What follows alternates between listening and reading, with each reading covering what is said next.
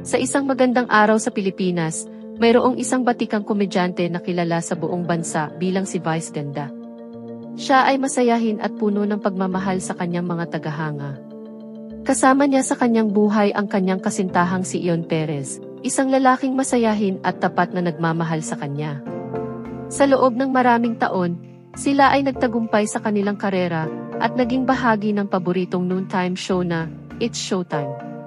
Ngunit sa likod ng mga ngiti at tawanan, may mga pangyayari rin na nagbibigay ng tensyon sa kanilang relasyon.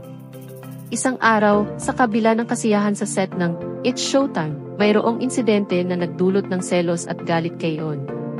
Nagregalo si Vice ng mamahaling sapatos sa kanyang kako-host, at sa tuwang nadama ng parehong nagyayakap sila ng mahigpit.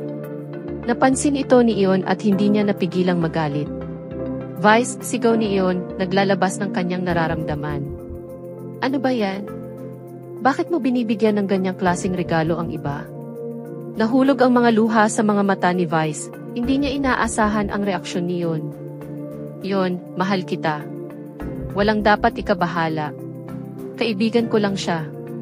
Ngunit hindi natuloy ang diskusyon. Pareho silang galit at hindi nagkakaintindihan. Sa gitna ng init ng kanilang mga damdamin, lumisan si Ion at nagtungo sa kanilang tahanan, kasama ang kanyang ina. Nagdaan ang mga araw na hindi sila nag-uusap. Ang mga masasayang alaala ay napalitan ng lungkot at pag-aalinlangan. Hindi alam ni Vice kung paano niya muling mapapanatili ang kanilang pagmamahalan. Sa huli, sa pamamagitan ng pag-unawa at pagpapatawad, natapos din ang kanilang alitan. Hinarap nila ang mga suliranin sa kanilang relasyon ng magkasama, na nagpapakita ng kanilang tunay na pagmamahal sa isa't isa.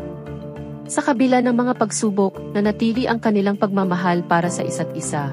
Patunay na ang tunay na pagmamahal ay lumalaban at nananatili kahit sa pinakamahirap na mga pagsubok.